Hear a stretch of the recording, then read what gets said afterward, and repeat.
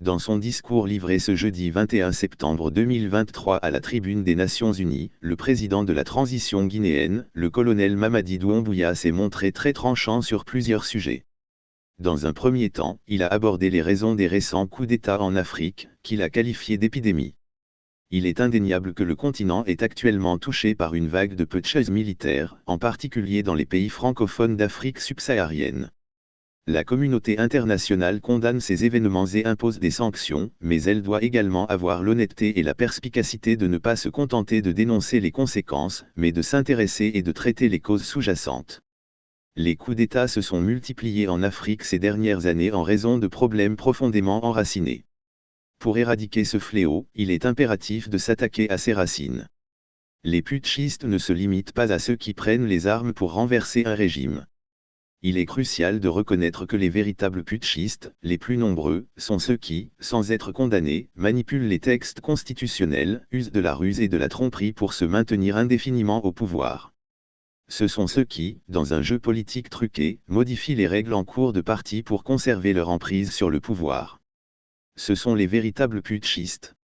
Je fais partie de ceux qui ont pris leurs responsabilités un jour pour éviter à notre pays de sombrer dans le chaos complet, une situation insurrectionnelle. À l'époque, aucune force politique n'avait le courage ni les moyens de mettre fin à l'imposture que nous subissions.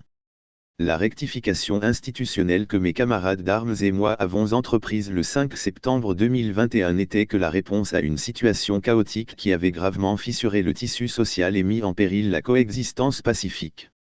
Sans prétendre être exhaustif, nous considérons que les transitions en cours en Afrique sont le résultat de plusieurs facteurs, notamment les promesses non tenues, l'apathie du peuple et la manipulation des constitutions par des dirigeants plus préoccupés par leur maintien au pouvoir que par le bien-être collectif. Aujourd'hui, les peuples africains sont plus que jamais éveillés et déterminés à prendre en main leur destin. Les inégalités persistantes issues d'une mauvaise répartition des richesses ont engendré une misère endémique qui rend la vie quotidienne de nos populations de plus en plus difficile. Ces inégalités font partie des causes profondes qui menacent la coexistence pacifique. Quand les richesses d'un pays sont concentrées entre les mains d'une élite, tandis que les nouveau-nés meurent dans les hôpitaux faute de couveuses, il n'est guère étonnant que de telles conditions conduisent à des transitions visant à répondre aux aspirations profondes du peuple, a-t-il déclaré. Un discours du colonel Doumbouya, patron de la junte militaire guinéenne, qui sonne comme une réplique du berger à la bergère. Au lendemain du passage du président des États-Unis, Joe Biden qui a dénoncé avec véhémence les prises de pouvoir politique par les armes sur le continent africain. Faut-il rappeler que du haut de la même tribune de la 78e session de l'Assemblée générale des Nations unies, le président Biden, dans son allocution du mardi 19 septembre, déclarait ceci.